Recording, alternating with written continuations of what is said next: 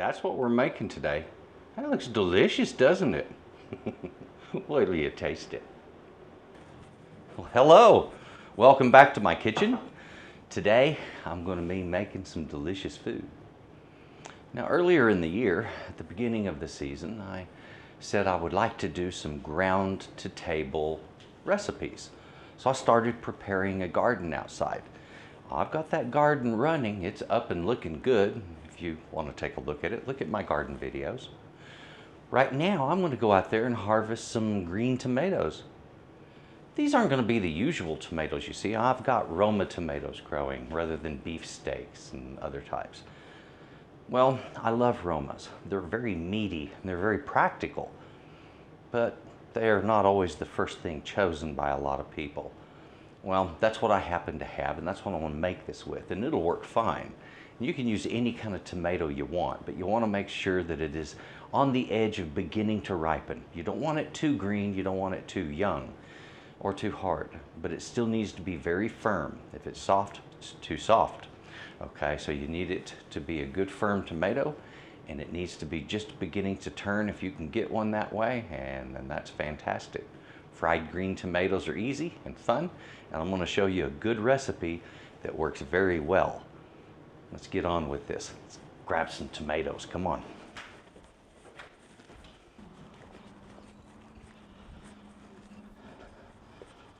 Well, good healthy tomato plants. Lots of green tomatoes. It's a good time. All right. Boy, it is hot out there. I started breaking a sweat and I've only been there a couple of minutes. Red tomatoes we don't need. But I got this one that's just beginning to turn, and these that are right on the edge of it, we got some good tomatoes. Garden fresh tomatoes. I can't wait. But I need to wash these things first. They're a little dirty. So I've just finished washing these up. These are big for Roma tomatoes.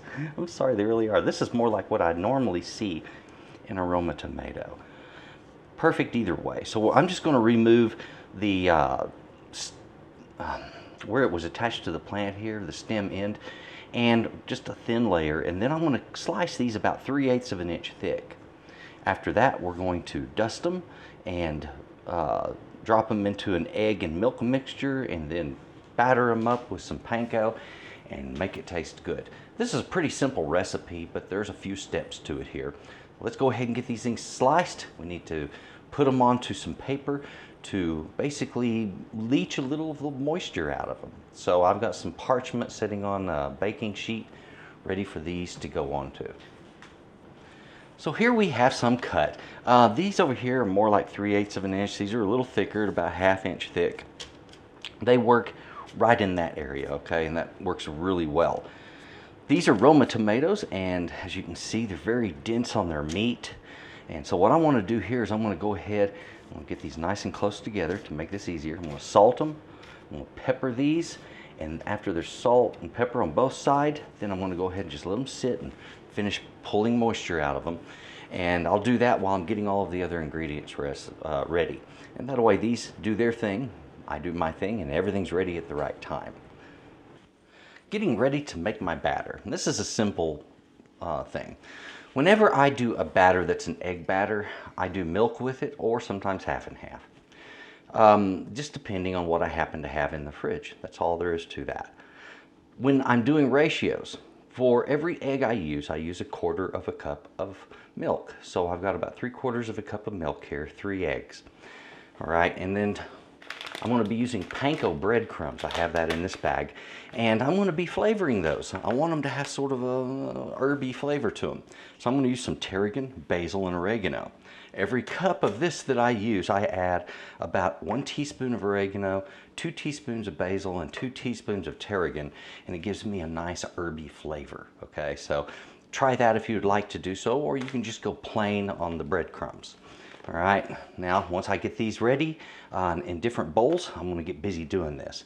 One thing I like to do to make a thick batter, in other words, to get more of the egg and milk to stick, I first dust everything in a little bit of flour. That flour allows this to stick, okay? In other words, you get more of that egg mixture on there. With more of that on there, you get more of the breadcrumb on there, and you get a thicker, crunchier batter. That's all there is to the simplicity of that. So I'm going to get these battered up in just a moment. These have now been seasoned with the pepper and salt and cut and laid out and ready to go. I need to start the battering process on them. So what I'm going to do, each one of these will get hit with flour, and then in the egg and milk mixture, and then into this panko breadcrumb mixture that I added some herbs and seasoning in. And I put, it was a teaspoon of oregano, 2 teaspoons of basil, and 2 teaspoons of tarragon to each cup of panko. All right, boom. And the reason I use the flour over here before I go into this stuff, because I want a thicker coating. More flour means more of this will stick, and more of this sticking means more of this sticks, and you get a better, thicker batter. Try it that way. I'm going to start heating my oil now before I do this, so it's good and hot by the time these are ready to be put down into them. I'm waiting on my oil to heat, and it's coming up in temperature nicely. I've got these all breaded and ready to go. Throw them down in that oil just as soon as it's hot enough. I'm going to fry these at 325 degrees. When they come out in a nice golden brown, crispy on the outside, they're done and ready to go. We also need to make a simple, very simple dressing to go with this while these are frying. And that's going to be a matter of about a half a cup of mayonnaise to a few tablespoons of chipotle sauce, and you've got a chipotle aioli, perfect to dip these into. Look at these, they're coming out beautiful. Just a little more color on that one and it'll be just right. I want a medium brown, kind of a golden brown color on them, and they're perfect.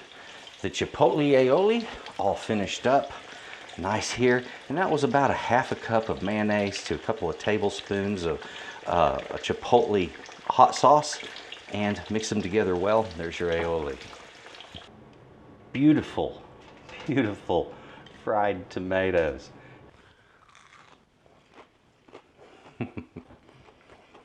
I've been enjoying them. Fried green tomatoes, that is a treat. If you've never tried it, you need to give it a shot. And if you're looking for a good recipe, you found it.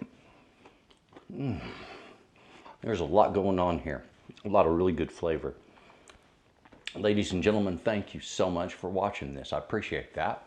Take a look at the description box. You're going to find the link to my website where you get the PDF version of this recipe and others. Thank you very much for watching.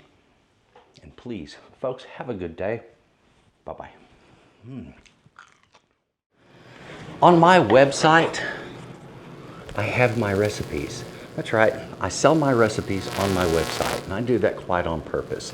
I provide free tutorials here on YouTube. A lot of people sell their tutorials and give their recipes out for free. I would rather do a really good quality printed recipe like this, where you have a quality picture of what you're making, a description, what it is, and bullet pointing the ingredients, and designing the ingredients so you know what ingredients are for what. Is it for the rolls or for the filling? You know, in this one at least. Also, all of my instructions are numbered.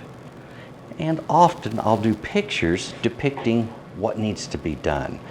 My recipes also come with a place on the bottom for notes. It's a great way to do a recipe and to know how to do something when you've never tried it before. Please do me a favor, take a look at S.A.Trotter.com, where I have my recipes in PDF format that I offer the public. Thank you very much, and folks, you have a good day. Bye-bye.